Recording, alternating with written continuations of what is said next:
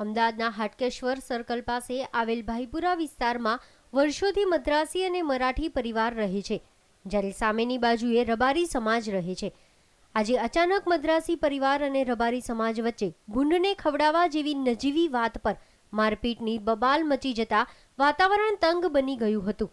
આ અંગે મદ્રાસી પરિવાર આરોપો લગાવી રહ્યું છે કે હાલમાં જ બચ્ચાને જન્મ આપેલા ભૂંડને ખવડાવી રહેલા મદ્રાસી યુવાનને ગંદકી ફેલાવતા રબારી સમાજના લોકોએ અહીંથી લઈ જવાનું કહીને લાકડી અને પાઇપ વડે માર માર્યો હતો અને પછી 50થી વધુ લોકોએ યુવાનના પરિવાર સભ્યોને પણ માર્યા હતા. पड़ा था वो खाना लेके जा रहा था बूंद को देने के लिए, बराबर. वो रबारी का छोकरा आया, बोले तुम्हारा बूंद को तुम लोग लेके जाओ. छोकरा ने क्या बोला, मैं लेके जाऊंगा. जरा शांति पकड़, ये तो बच्चे वाली बूंद है तो मैं उनको काटने आएगा तो 4-5 जन को लेके आके मैं लेके जाऊंगा. काका वो समझाने गया तो समझाना चाहिए ना वो लोग उनको.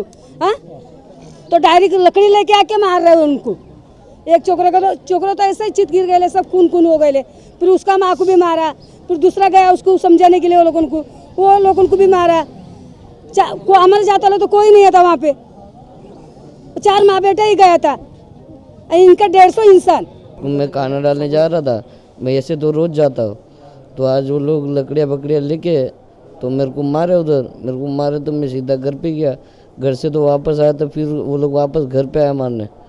तो घर पे आया तो फिर रोड पे आया तो 4-5 जन को वापस मार के गिरा दिया. 50-60 इंसान थे सब. આ અંગે રબારી સમાજ પોતાનો બચાવ કરી રહ્યો છે. રબારી સમાજના બાબુભાઈ ગોગણભાઈએ આ અંગે કહ્યું હતું કે આ મારપીટ શા કારણે કરવામાં આવી એ અંગે અમને કશી ખબર નથી.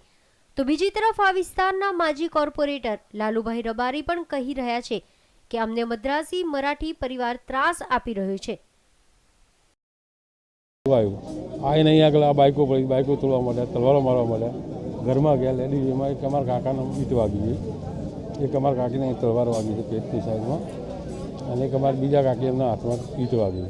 ઘરમાં તલવારો નાખવા માંડ્યા, બહાર દરવાજે તલવારો મારવા માંડ્યા, ઈંટો મારવા માંડ્યા, અને આ 3-4 જણાને ઘાયલ કરીને નીકળી ગયા. સામસામા બધા પથ્થરબાજી કરતા હતા અને વર્ષોથી અમે આ ઝાડુવાળા અને અમે લોકો સાથે વર્ષોથી 60 વર્ષથી ભેગા રહીએ છીએ, ભાઈ તરીકે જીવન જીવતા હતા. પણ એ વારંવાર દારૂ પીને તોફાન કરી અને ગમે ત્યારે બી હુમલા કરે છે. વર્ષોથી આ 3-4 વારનો હુમલો છે આ વર્ષની અંદર, એટલે એમની બહુ ત્રાસ છે અમારા ઉપર.